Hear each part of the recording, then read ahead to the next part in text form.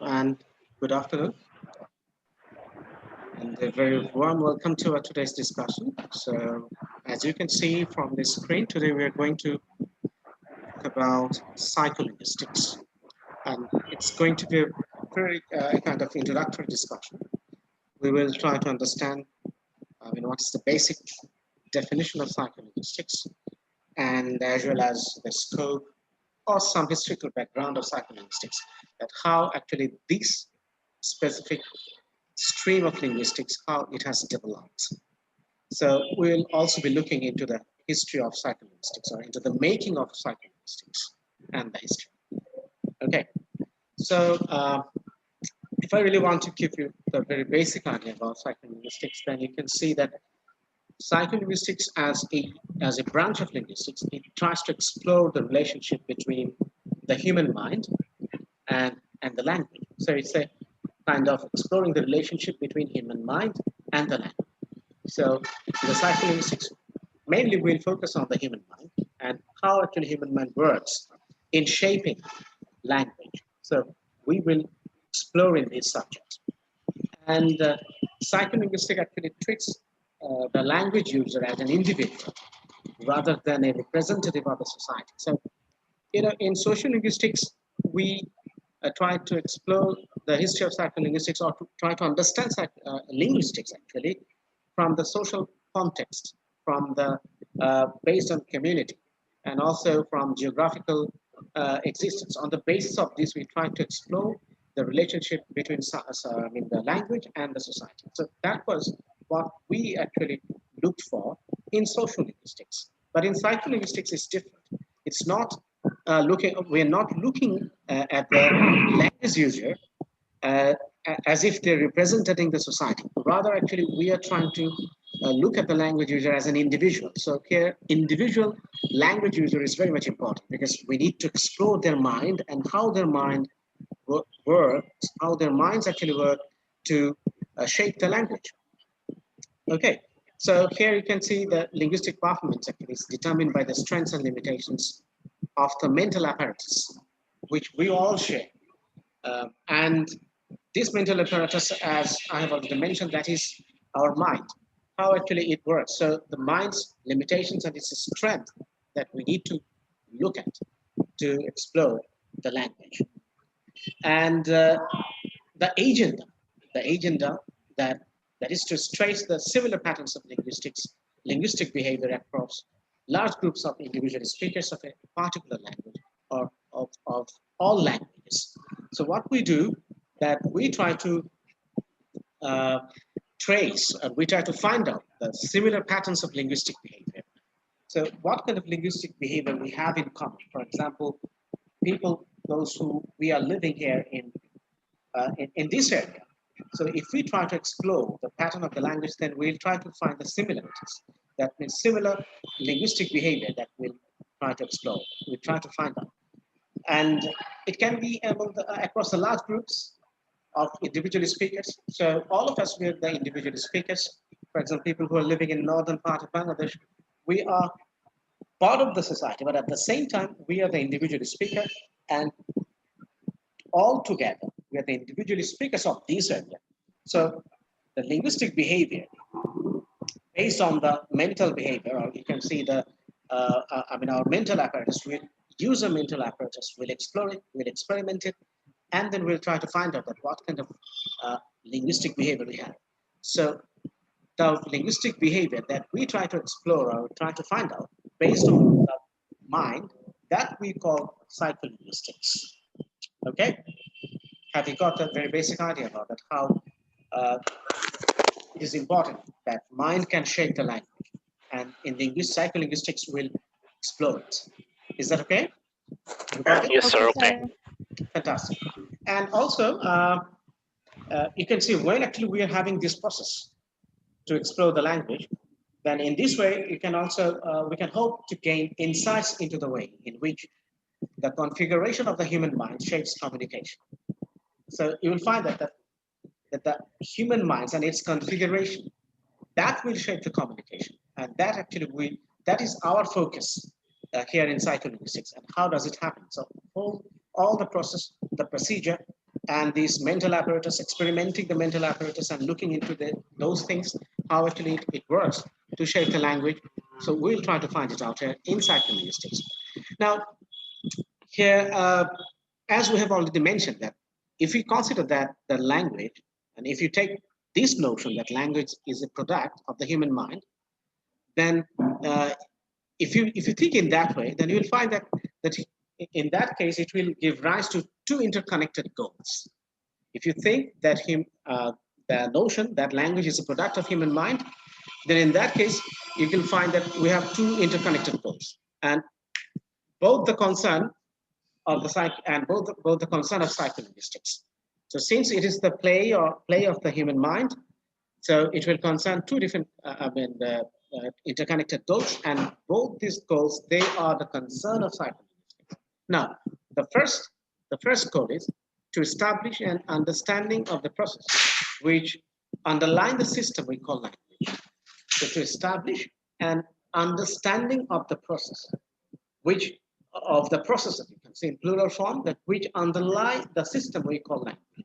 So it will try to understand all the processes that actually we are going to invest while actually we are using language. And psycholinguistics, the main purpose or one of the objectives of the psycholinguistics is to explore this. It will try to explore the whole thing. Okay. Now, the second thing is that to examine language as a product of the human mind, and thus an evidence of the way in which human beings organize their thoughts and impose patterns upon their experiences. So to examine language as a product of the human mind.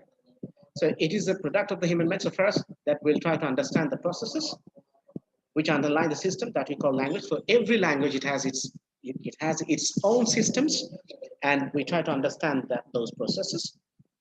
We try to explore it, examine it, and then to examine language as a product of human mind.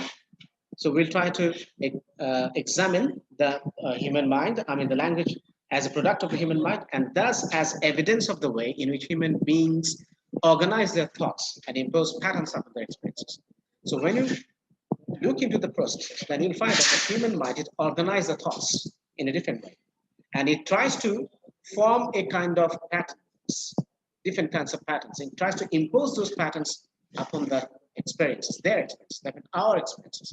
So we have experiences as an individuals, as individuals, we have experiences, and we'll try to explore all this process, and we'll take the human language as a product of the mind, and then we'll try to form or organize a kind of patterns, specific patterns.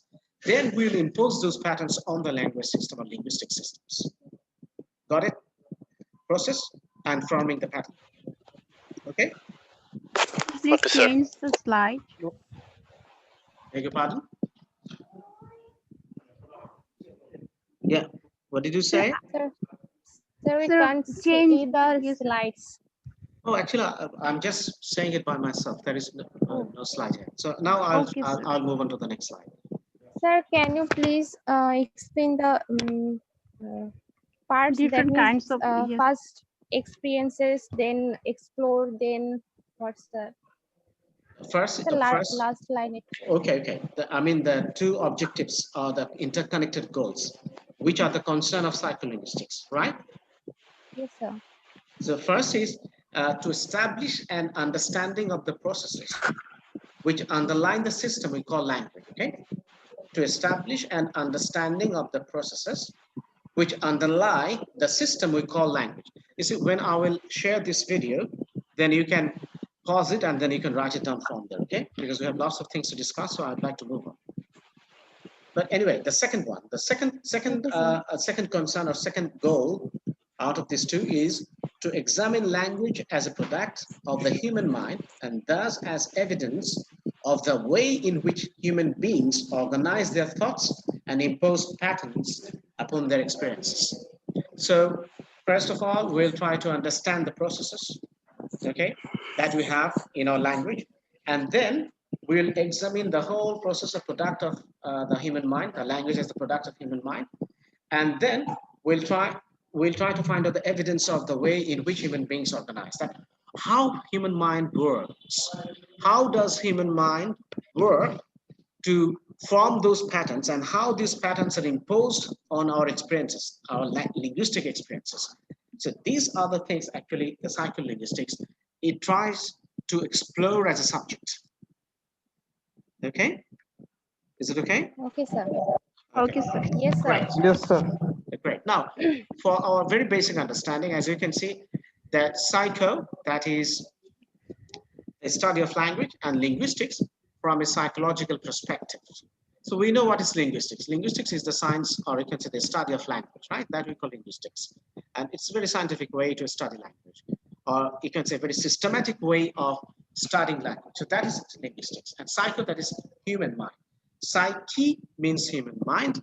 And from there we have the word psycho, the Latin word psycho. So Latin word psyche, from there we have got psycho. That means the study of language from a psychological perspective.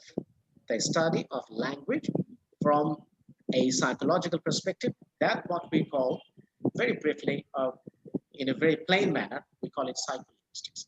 So if I ask you the question, what is psycholinguistics? You will say, the study of language from a psychological perspective. That means based on human mind, or the, you can say the mental apparatus that we're using to create language, to use language. Okay? Okay, sir. Okay, sir.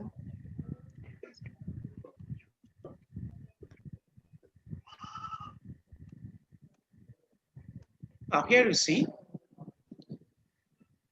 in the psycho, I mean that part and the linguistic parts, we can see that in psycho we have the mental processes, the mental process that I'm talking about from the very beginning of today's lecture. So you see the mental process, you can see the short-term memory. When we're talking about short-term memory, these things are discussed at the long-term memory, these things are discussed at encoding, retrieval, mental representations. So all these things, mental stuff are there. So you see it's very much scientific, we can say. And then in the linguistics parts, we have, already we know what we have in the linguistic parts. We have studied phonology, morphology, syntax, semantics, and different kinds of rules. So all these things are here. So we will be studying phonology, morphology, syntax, semantics, and different other linguistics stuff. I mean, that is, and we'll try to explain all these things with the help of this our mental process, or we can say the mental apparatus. How actually those apparatus, how do they work? So on the basis of these, we'll try to explain it. So the second part of the column, the linguistic theories. So we'll have the explanation of linguistic theories on the basis of the first column, that is the mental processes. Okay, the psycho. So it's completely, you can say it's a mind game. So here, human psyche or human mind, it has the pivotal role to play in explaining phonology, morphology, syntax, semantics, or you can say the whole linguistic phenomenon. Okay? Is it okay? Okay, sir. Okay, sir. Great, great. Now, as I mentioned at the very beginning of our today's lecture, that I'm going to give you a brief history of the psycholinguistics, that how actually it developed. As actually you had the experience in your previous semester, actually you studied philosophy. So from there you have already come to know the names of different philosophers who contributed very much significantly in the creation of, of these linguistics. As we have seen that how Plato actually he contributed to the field of language, how Aristotle he contributed to the field of language, how Socrates actually he contributed to the field of language. We have seen it. So now here we can see that the pre-psycholinguistics, that before the psycholinguistics, before this era of psycholinguistics in the 1900s, how actually we had this. Now we are in the 2000s, in this century, right? Like 2001, 2, 3, now we're in the 2020. So before that, how actually it developed. So we can see now it's a pre-psycholinguistics in the ancient Greeks. You can see, notice that brain damage could cause aphasia. Aphasia actually is a kind of, you can say, when you start forgetting stuff, you can't remember things. Understood? Forgetfulness. So the ancient Greek philosophers, they found it out and they talked about it. For example, Aristotle, objects of the world exist independent of language, and that definite qualities are subsequently allied to these objects. So Aristotle, he gave a view of language. He says that objects of the world exist independent of language. I hope you understand it. That means whether actually there is language or not, things will be there. Even if I don't call a stone, that stone will be there. Don't you think so? Just imagine there is no language in the world.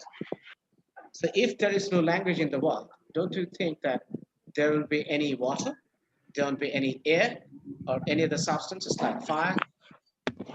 Even if Yes, sir, I think even if I don't call fire a fire, that means there is no language or there is no word for fire. So there will be no existence of fire. Maybe we'll find it very difficult to understand it, but fire will be there, water will be there, even if we don't have the language, right? right, sir. Right, sir. So that's why he said objects of the world exist independent of language. And that's very much true. The only problem is that we'll not be able to give any reference to those things if we don't have any language. ভাষা যদি না থাকে বস্তু কি থাকবে না? টেবিলের জায়গা থাকে, আমি টেবিলকে টেবিল বলতে পারছি না। ধরে নিলাম সারা পৃথিবীর মানুষ বোমা। We don't have any language. আমরা শুধু সাউন্ড করতে পারি কুকুর বিড়ালের। তো সেক্ষেত্রে আমরা জিনিসগুলো নয় বানালাম, কিংবা তোমার মাটির জায়গায় মাটি আছে, পানির জায়গায় পানি আছে, কিন্তু আমি মাটিকে মাটি বলতে পারছি না, পানিকে পানি বলতে পারছি না, আগুনকে আগুন বলতে পারছি না। তাহলে কি আগুন নাই হয়ে যাবে, পানি নাই হয়ে যাবে, মাটি নাই হয়ে যাবে? No, sir. Then you use search symbol. ওগুলো জাস্ট একটা প্রতীকের মতো থাকবে, আমরা হয়তো কোনো ভাষা দিয়ে প্রকাশ করতে পারবো না, অর্থাৎ আমাদের কাছে কোনো আমি কোনো ইনফরমেশন পাস করতে পারবো না। আমি হয়তো সাইন ল্যাঙ্গুয়েজে বোঝালাম ফাহিম ওখানে পানি আছে, ফাহিম ওখানে যে পানি খাবে। বুঝতে পারছো কি বলছে? Yes, sir. So objects of the world exist independent of language, and that definite words are subsequently allied to these objects. That's true. Things were created, then the Almighty He sent people in this earth, and we have started living on this planet. And later on, we started calling water water. We started calling the ocean ocean. We started calling the sea sea. And then we started calling this is earth. We started calling, okay, this is fire. Understood? Things were there, but later on, we attributed names to those objects. Clear? Is that clear? Clear, sir. Yes, Yes, sir. Okay, if you have any confusion, please, you can ask me. All right, now, here, again, pre-psycholinguistics, here you see Paul Broca in 1861, how actually he, explained things. Now, he described a patient who could say only one word, 10. So you see, there are people, and these,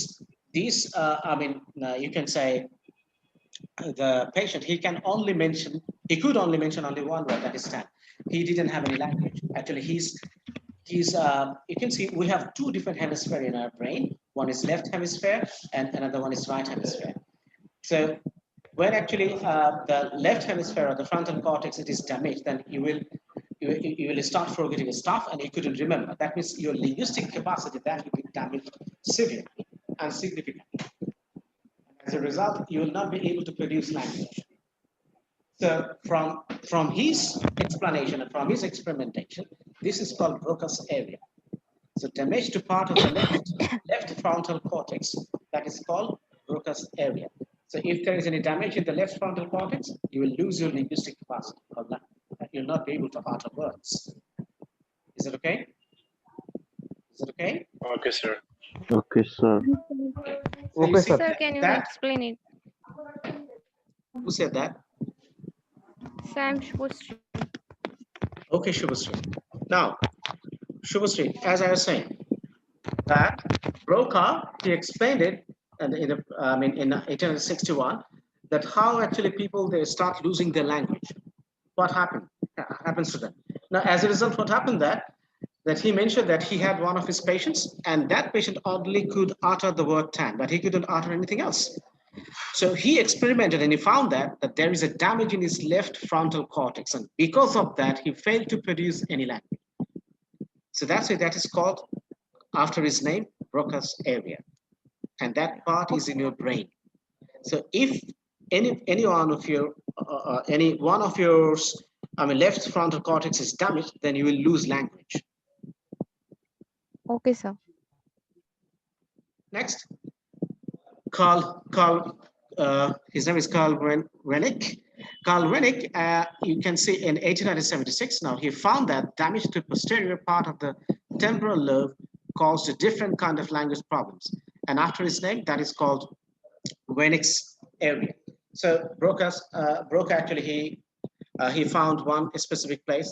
Now, Relic, he found another place through experiment that if there is a damage to the posterior part of the temporal lobe. So temporal lobe is in the brain, and at the back of the temporal lobe, if it is damaged, then it creates a certain kind of language problems. So you see how this linguistics as a subject, as a stream of a particular, you can say the linguistics, as a domain of, or as a field of linguistics, how actually it has improved, it has developed as a language, you can see it as a subject or as a specific field of language. So we are trying to explore the development of psycholinguistics as a subject that we can see. So from Aristotle, from ancient Greek to, you can see that in the Middle Ages, then now we're moving on to the present days of the modern time.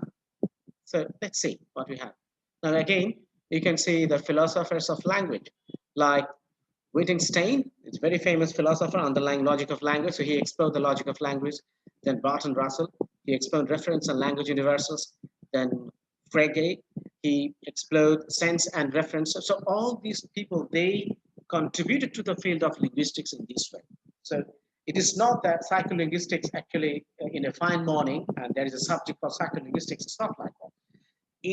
It has its progression, you can see it, and year after year, centuries after centuries, actually, it was contributed by different philosophers and linguists. And therefore, today we have got this subject, psycholinguistics. তোমরা কি বুঝতে পারছো আমি কি বলছি? Psycholinguistics Yes, sir. একদিন এক সকালে হয়নি। যুগে যুগে দার্শনিকরা তাদের অবদানের মাধ্যমে, ভাষাবিদরা তাদের কন্ট্রিবিউশনের মাধ্যমে আজকে এই জায়গাটাতে psycholinguistics সাবজেক্ট হিসেবে এখানে আসছে। We have more. You can see Meringa and Ma, speech errors reveal properties of linguistic systems in speech errors. You can see that we have lots of speech errors. When we talk, usually we find different kinds of problems in our language. And when we analyze those linguistic errors in our language, then that can explain the linguistic system, especially my linguistic system, how actually it is working. আমার ভাষার ভুলগুলো বের করে কিন্তু analysis করা সম্ভব যে আমার লিঙ্গুইস্টিক সিস্টেমে কোথায় কোথায় ত্রুটি আছে, কি সমস্যা আছে, বা আমার লিঙ্গুইস্টিক সিস্টেমের প্রপার্টিস বা বৈশিষ্ট্য কি, এটা বের করা সম্ভব। বুঝতে পারছো? We call it speech error analysis. Hello? Yes, sir. Yes, sir. Yes, sir. And William is another physiologist, very famous, and also he established lots of, you can say the theory of language production. And he was a physiologist, and then established the first psychological laboratory. So you see, he established the first psychological laboratory, and his name is Wilhelm Wundt. Wrote about language profusely, and also early theory of language production, he established this. So his contribution is very significant in the creation of psycholinguistics. And obviously, Ferdinand de Saussure, his contribution both in psycholinguistics and also linguistics is, I can say it's very remarkable, and undeniably, he is one of the main proponents of these linguistics and psycholinguistics. So Ferdinand de Saussure. So you see, he was a linguist, separation of historical linguistics and descriptive linguistics. So he actually specified the demarcation line between these two, the historical linguistics and descriptive linguistics. We'll come to all these things, in our coming lecture. So you don't need to worry about that. What is historical linguistics or descriptive linguistics? So we'll come to those points later on. Then we have, you can see from the 1920s to the mid-1950s, psychology was dominated by behaviorism. Behaviorism is a theory that is very, you can say, it's not that much difficult to understand. You'll be able to understand it quite easily. I think that you had introduction to psycholinguistics in your second semester or in your second year of, if I'm not mistaken, right? Yeah, Yes, sir. introduction to linguistics. There actually maybe you have come to know about behaviorism, yeah, and different other linguistic theories. So you can see these are the people: John B. Watson and Leonard Bloomfield. They actually, you can see, contributed in the establishment of behaviorism. Then we have this dawn of psycholinguistics in the 1950s. You can see Lashley in 1951. He was a neuropsychologist and argued that the structure of a sentence must be more than just associations between adjacent words, which is, of course, I mean, that's true. He argued that the structures of a sentence must be more than just associations between adjacent words. বাংলায় যদি বলি তোমাদের বোঝার সাথে, এখন আমি যেটা করলাম এটাকে কি বলে? Psycholinguistics কালকে পড়িয়েছি। আমি ইংরেজিতে বলছিলাম, আমি jumped to another language.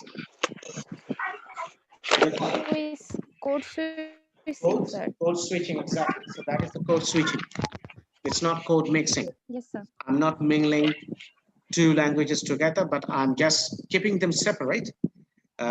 For some part of my lecture, I am using English, and some part of my lecture, I am using completely Bangla. So that is code switching, okay? Okay, sir. Yes, sir. Right, so আপনি যেটা বললেন যে সেন্টেন্সের structure যদি আমরা ব্যাখ্যা করার চেষ্টা করি, আসলে ব্যাপারটা এমন না যে পাশাপাশি যে শব্দগুলো বাক্যের মধ্যে থাকে ওটা দিয়ে স্ট্রাকচার নির্ণয় করা যায় না, আরো ব্যাপার স্যাপার আছে। এখানে নিউরোলজিক্যাল ব্যাপার আছে, এখানে মেন্টাল অনেক ব্যাপার আছে, বুঝতে পারছো? It's not only about words, it's more than that. That is the thing that psycholinguistics they try to explore. It's not only the words that you can see on the text, it's more than that. How actually our mental apparatus, how actually the configuration of the human mind, how all these things actually it contributes in the making of the language. That is the discussion, or the main goal, objective, or the focus of psycholinguistics. বোঝা যায়? Yes, sir. Yes, sir. Then in 1951, you can see Social Science Research Council. It was established in 1951.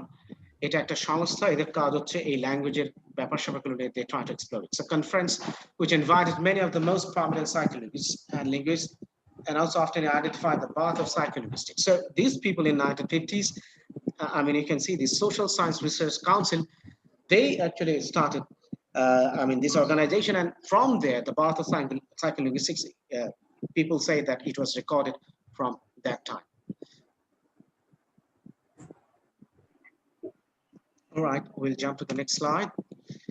In 1953, another conference, it was organized by this SSRC, that same organization, you see, they included psychologists, linguists, anthropologists, and communication engineers. First time the term psycholinguistics is used in 1953, and path of cognitive science, it was there.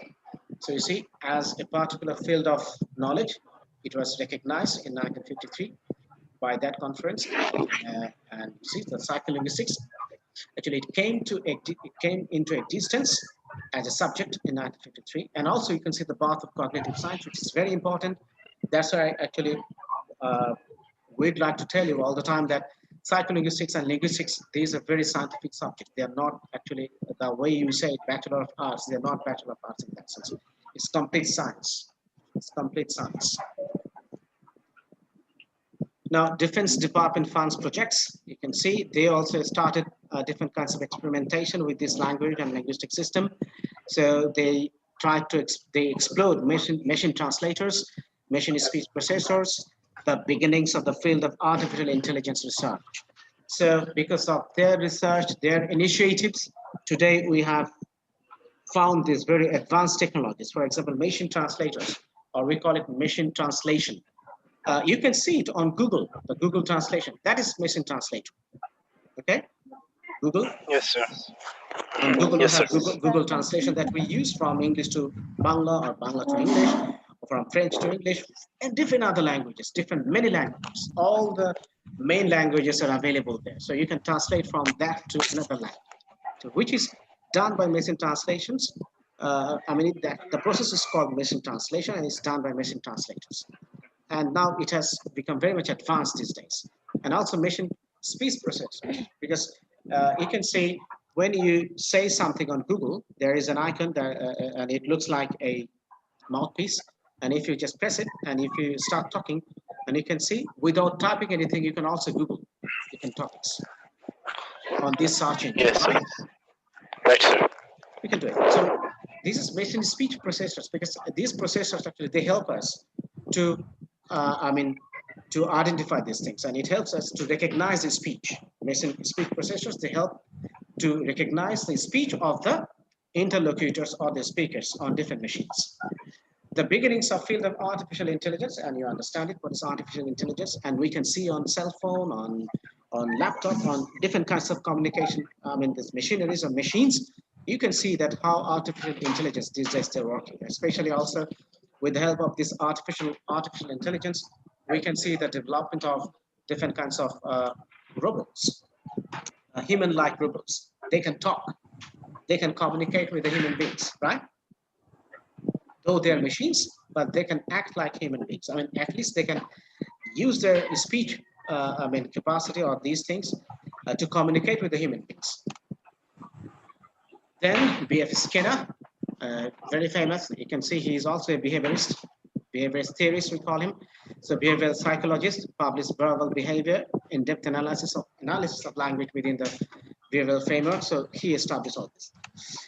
Then we have Noam Chomsky, of course, one of the leading, you can say, psycholinguists, and also he is a philosopher, a critic, and a writer, a commentator, an activist, and obviously he's a linguist. So he published his phenomenal book in 1957, The Syntactic Structures, and also in 1959, the book review of the verbal behavior, which was published by B.F. Skinner. You can see it, verbal behavior. So he also criticized that book, and it was this book review.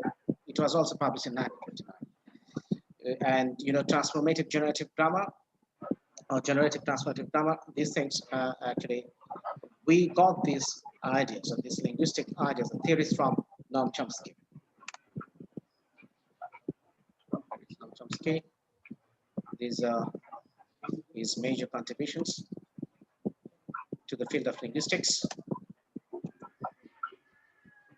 Then we have George Miller.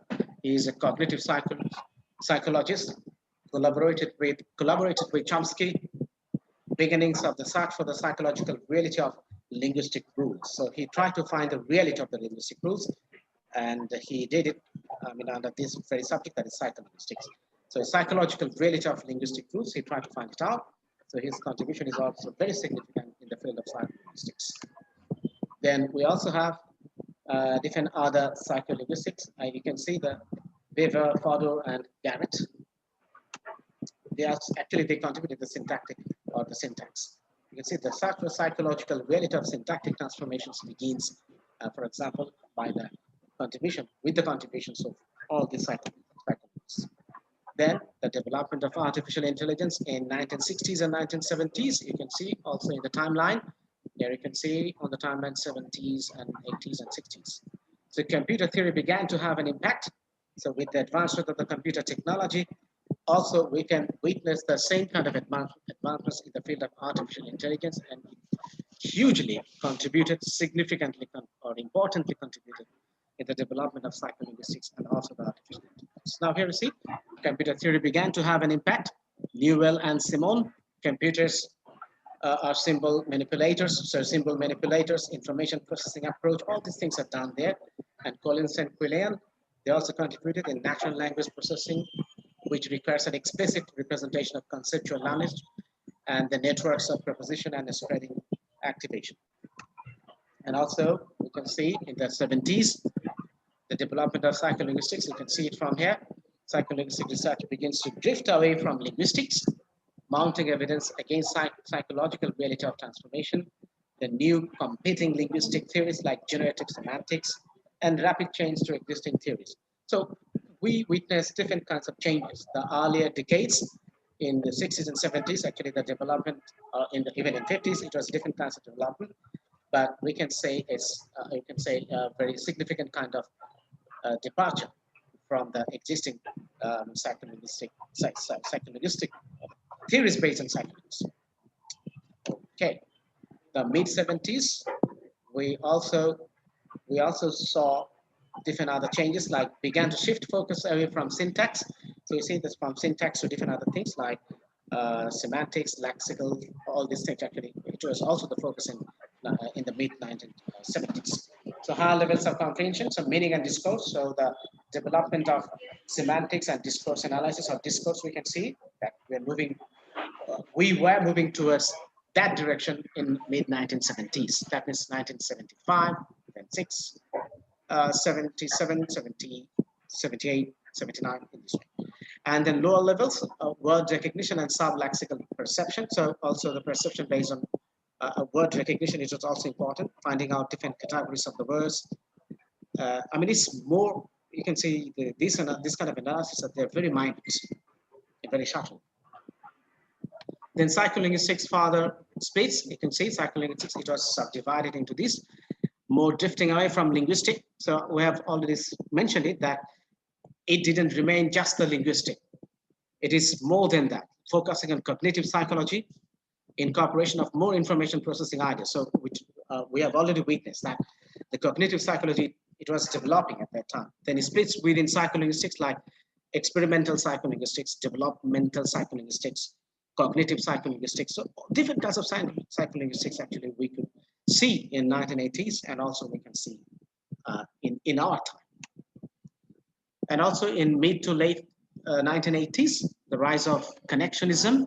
You see the neural network model, that how the neural network model in our brain, actually how it is connected and how actually it is influencing from our linguistic process or language process.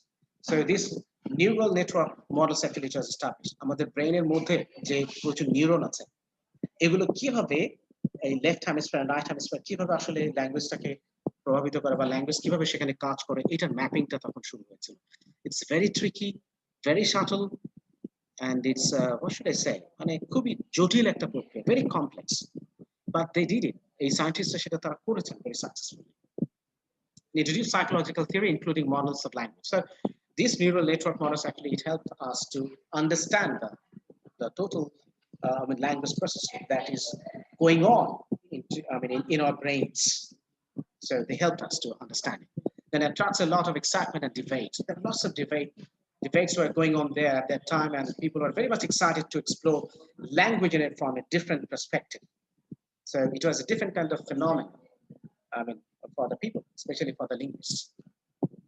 Then also cognitive science starts to reunify in 90s and even in today to reunify linguistics and psycholinguistics. So you can see the neuropsychology, philosophy, anthropology, computer science, all these subjects, they are interrelated for the understanding of language. So you see, you cannot deny the contribution of anthropology. You cannot deny or reject the contribution of computer science. So you see, I have already told you at the very beginning of today's lecture that it is a complete science. Psycholinguistics, sociolinguistics, these are complete science. These are not, subject matter of arts or only for social sciences. So it has become complete science. From the names or from the participation of different fields of knowledge, you can understand it very well that how they're interconnected. This neuropsychology, it's based on neurology.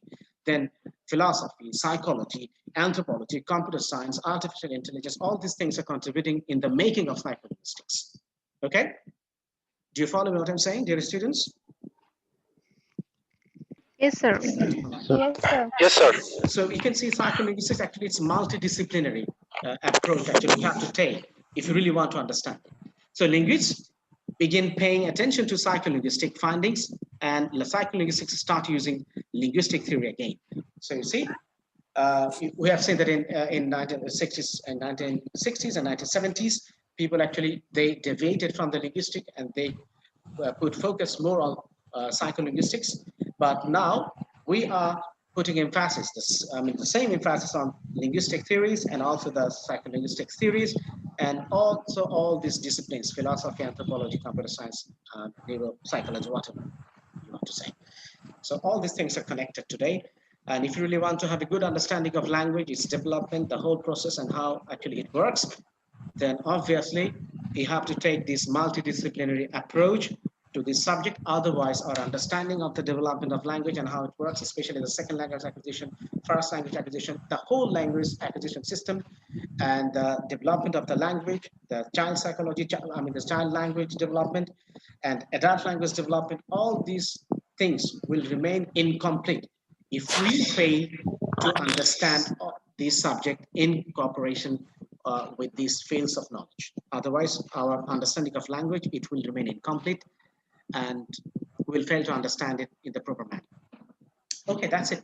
That's it from my part today. So if you have anything else to say, you can contribute to today's discussion. So do you have any question or anything to say?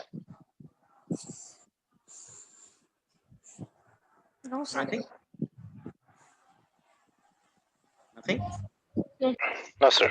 So in that case, I can believe that you have understood today's discussion, right? Right, sir. Is it difficult, easy, or interesting? What do you say? They're difficult. So it's only difficult, At first it's difficult, but not but It's interesting. difficult and interesting. Okay, difficult and interesting. That's okay. That's okay, because it's your first time that actually you have been introduced to this subject, psycholinguistics. So that's why it's difficult. But Yes, at the sir. same time, it's interesting because a lot more to learn. Okay. Okay, sir. All right. So if you don't have anything to say, then in that case, I would like to call it a day. And thank you for your cooperation and hope to meet you next time with another topic. Thank you, sir. Thank you, sir. Assalamualaikum. All right. Bye. Thank you, sir. Take care of yourself and have a good day.